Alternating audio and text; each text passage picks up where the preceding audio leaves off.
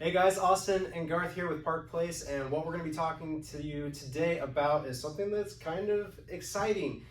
Working with buyers, but more specifically, typically first-time home buyers, and how do you explain the process to them? What does the process look like?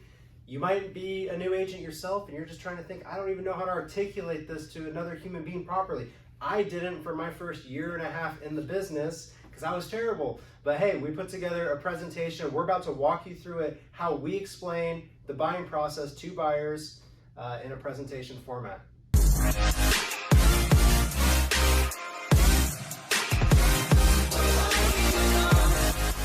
So guys, one of the things that's super important to us when we were creating our buyer's consultation guide slash sales deck was making it super easy and digestible. It needs to be very easy to understand, very identifiable, and something that somebody who's completely unfamiliar with the entire industry can relate with.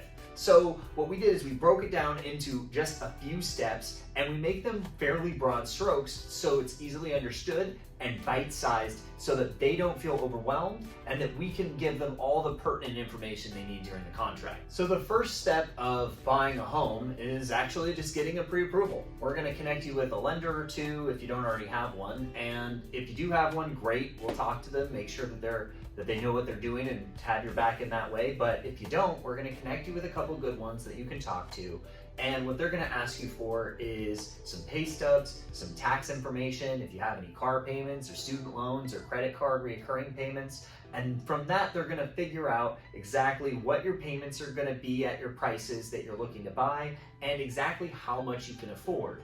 That's going to be what sets basically our benchmark on what we're allowed to look at in the marketplace and what we're going to even pull up online. So the next step is several steps. Oh. So the next thing we're going to do is we're going to actually sit down and define your criteria. How many bedrooms do you want? How many bathrooms do you need? Do you want a big yard that you're going to have to mow, or do you want to live in a townhouse where you don't really have a yard and it's really small? So these are the types of things that we're going to be learning about you. And then what we're going to do is we're going to go through each listing one by one, and we're going to look at all of the photos. You're going to say, oh, I love this house. Oh, I hate that house. Please never show me that one again.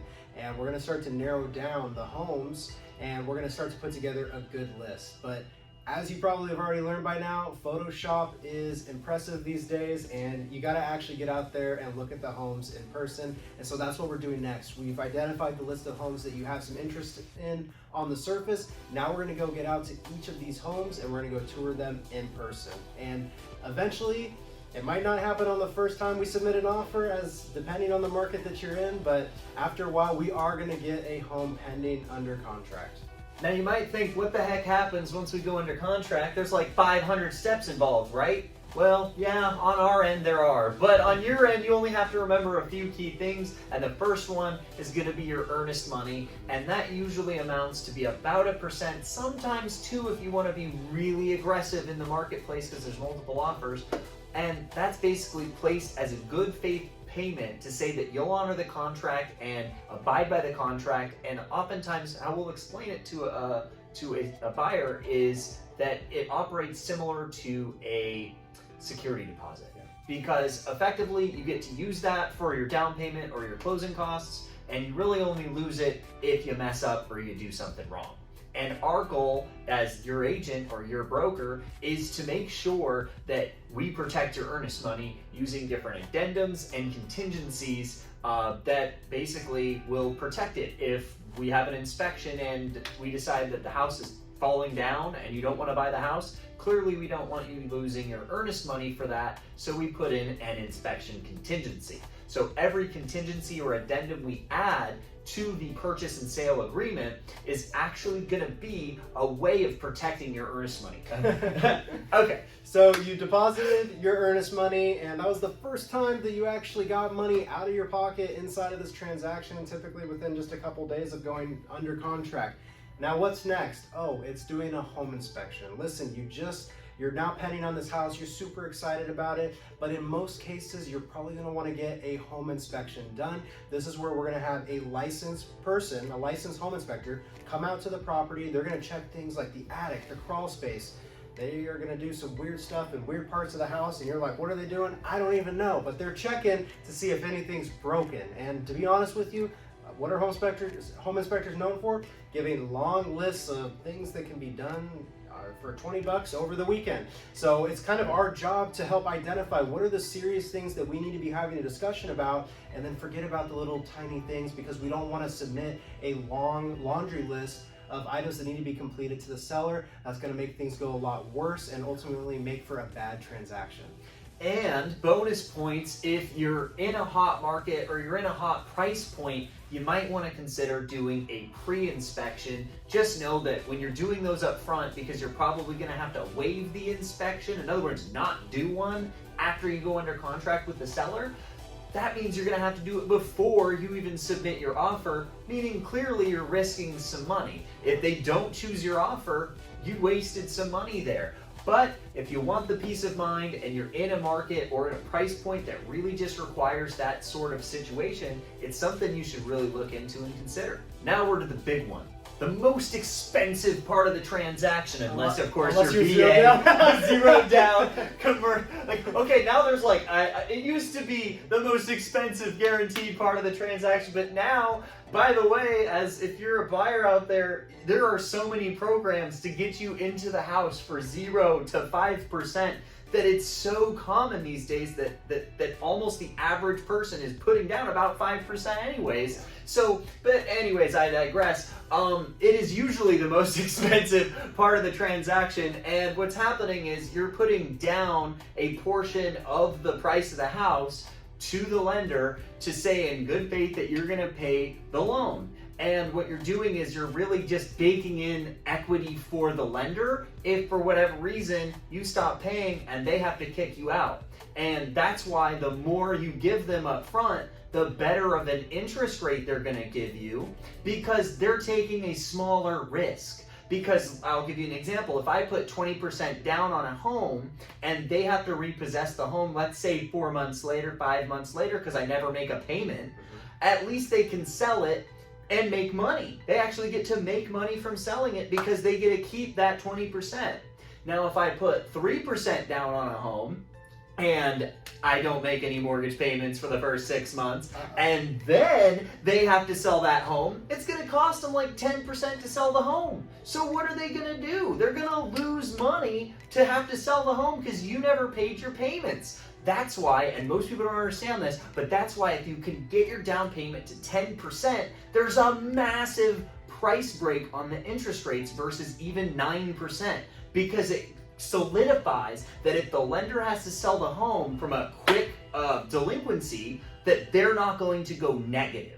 And that's the risk, the reward scenario that they're running in their heads. But anyways, you're gonna pay somewhere between 0, maybe 100% of the house. But if you're doing a loan, you're gonna talk with your lender about what's best for you, how much down you need to put into the lender's pocket to get the best return on your investment, and to maybe avoid principal mortgage insurance. Principal mortgage insurance is an extra insurance, or in other words, more interest, that the lender is going to place on top of your payment because you don't put a 20% down.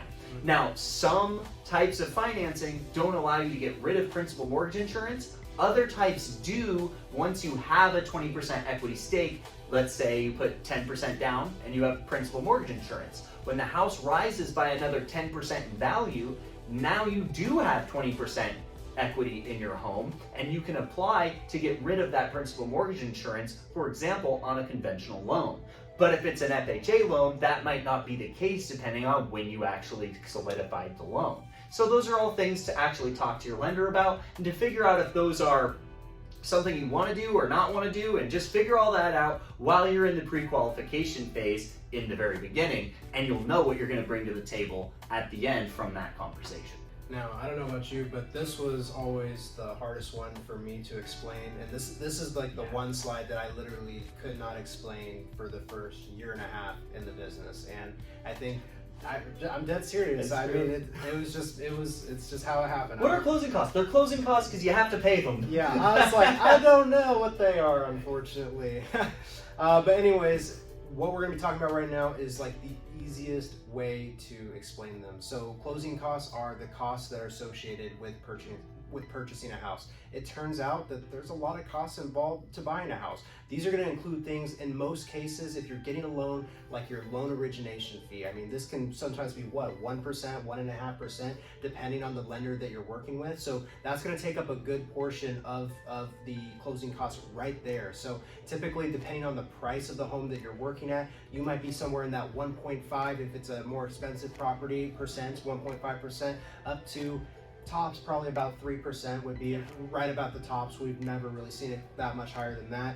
So that's typically what you're working with. But in a lot of cases, you're going to be looking in that 2 to 3%. That's 2 to 2.75%. So 1%, 1.5%, that's going to take up a lot of it right there. The rest of it is going to be things like prepaid taxes, prepaid utilities, so you prepay for a lot of this stuff. It's going to be your title fees, your escrow fees, and that's really going to take up most of it right there.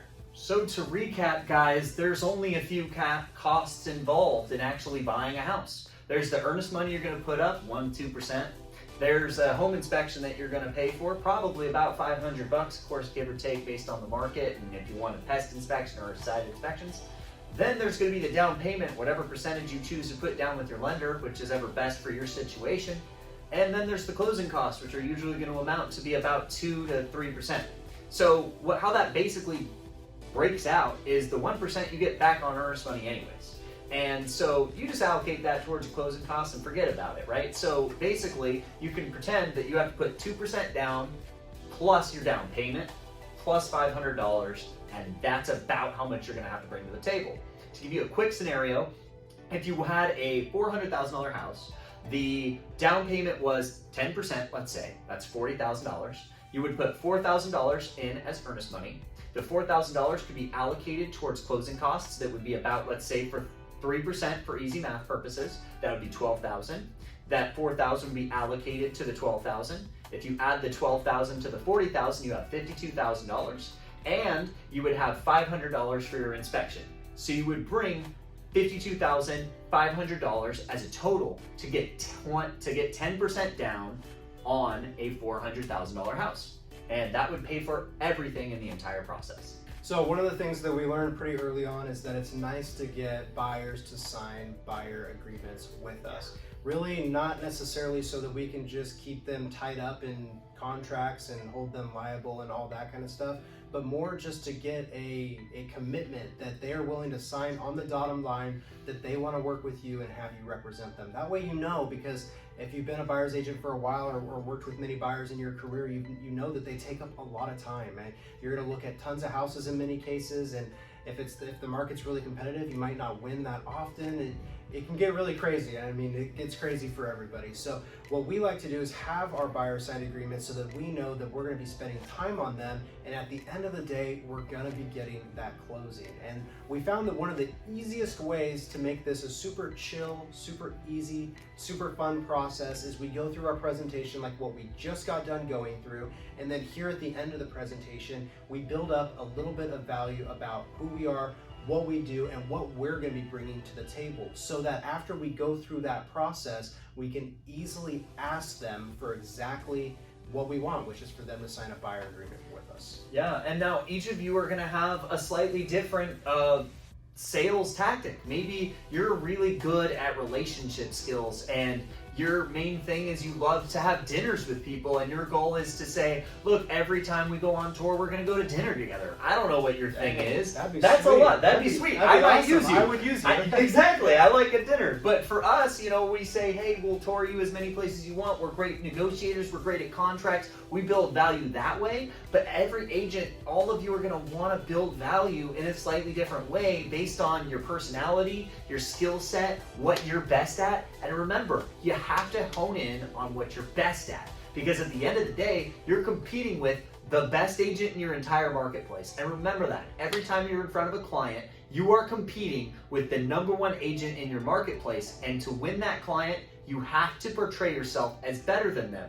in something. Yeah. And every agent, no matter who they are, has a weakness. If an agent does 300 transactions in a year, that's actually a weakness to some buyers because they don't have as much time. They can't drop everything and show you. They have to work with an assistant probably, or a buyer's agent, right? So you can use and create a narrative based on where you're at in your business, your personality, your business style, to make it feel like that's something that they want to be a part of and a process they want to be along with.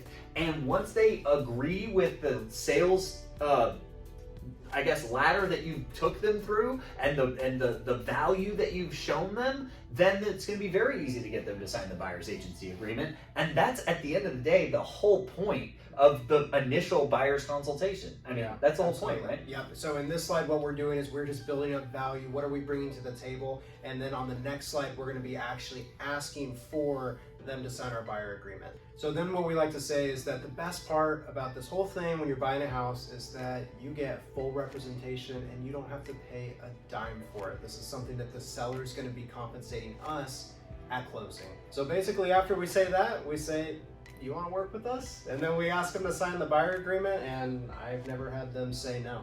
Yeah, they always say yes, and at that point you connect them with the lender, and if you have a good lender, it should be an easy tag team from there to get the buyer through a process. And just make sure that when you're walking them through, all of these are very broad stroke slides, and they don't know the subtle intricacies behind all of them. But while you're walking them through this, even if you're brand new, you can accomplish that. Make sure that you, as the agent or broker, do understand all of the subtleties and the small intricacies behind all of those steps, because you can make or break a lot of their money and a lot of their finance if you don't do it properly. And you can have them losing contracts over and over and over again if you don't write those cleanly. And you want to make sure that you just truly understand the process and the contracts that you're sending them, because at the end of the day, it's a lot easier to distill information into something that sounds simple when you have a really deep understanding of that subject. It's harder to go simple when you don't understand it. Yeah, and I think that that's actually the art in it, is that it's not about explaining every single subtle nuance that is completely irrelevant for them to even know. It's knowing what to explain, when to explain it, and how to explain it. You know, I actually had a problem with that. I don't talk about this very often, but I remember when I was very first, brand new into the industry, it was my first year, and I was talking to some buyers. I don't even think I've ever told you this story, but I was talking to some buyers, and I was just going so in depth with these buyers. I even got out a purchase and sale agreement, and I walked them through line by line. That's so funny. Like what it means, why it means it, what they should do, and it felt like we were in class. I mean, looking back on it, it feels like such a novice person move, because if I was that competent and had that strong of a track record, I wouldn't have felt the need to explain it to them. And I think that just comes with a little maturity in the business. But even if you're brand new, you shouldn't do it that way. You should do it in a way that's more general, because people will appreciate that. They won't be able to digest the granular anyways. And in fact, weirdly, the more granular you go with a basic meeting like that, the more novice you sound, because it sounds like you're trying to explain away your noviceness. Like I promise you I know what I'm doing. Unless you're explaining based off of a question that they gave you, the deep, intricate questions should probably be avoided, especially in an initial consultation video. So that's going to do it for this video. Please like and subscribe, and we'll see you guys soon.